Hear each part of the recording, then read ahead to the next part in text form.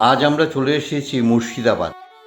মুর্শিদাবাদের হাজারদুয়ারি আর ইমামবাড়ার মাঝখানে পড়ে রয়েছে এক বিশাল লোহার দানব, যার এক গর্জনে নাকি গর্ভবতী নারীর গর্ভপাত হয়ে গিয়েছিল।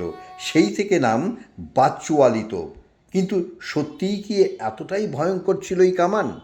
আজ খুঁজে বেড়াই চ্যানেলে সেই ইতিহাস। চলতে চলতে জেনে নিই। এই বিশাল কামানটি তৈরি হয়েছিল অষ্টাদশ শতকে।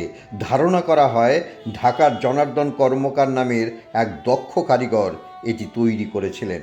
প্রায় 18 ফুট লম্বা এবং ওজন প্রায় 7 টনেরও বেশি, এই তো একসময় বাংলার শক্তির প্রতীক ছিল।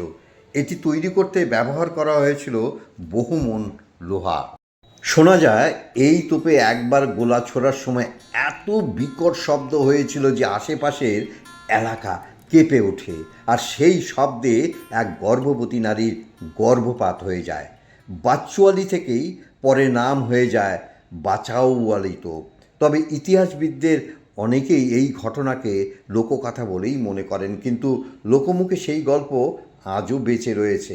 এই তোপে গোলা ছুটতে প্রয়োজন হতো প্রায় 18 কেজিরও বেশি বারুদ। ভাবুন তো সেই সময়ের এর গর্জন কতটা ভয়ঙ্কর ছিল।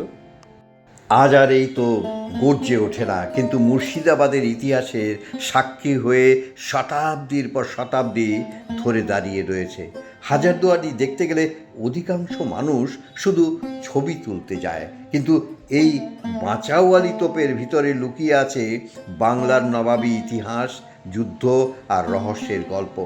এমন আরও অজানা ইতিহাস জানতে খুঁজে বেড়াই চ্যানেলটি সাবস্ক্রাইব করে সঙ্গে থাকুন। ভিডিওটি আপনাদের কেমন লাগলো এবং কে কোথার থেকে দেখছেন কমেন্ট বক্সে জানান। আজ এই পর্যন্ত, পরে দেখা হবে অন্য কোনো এক ভিডিওতে।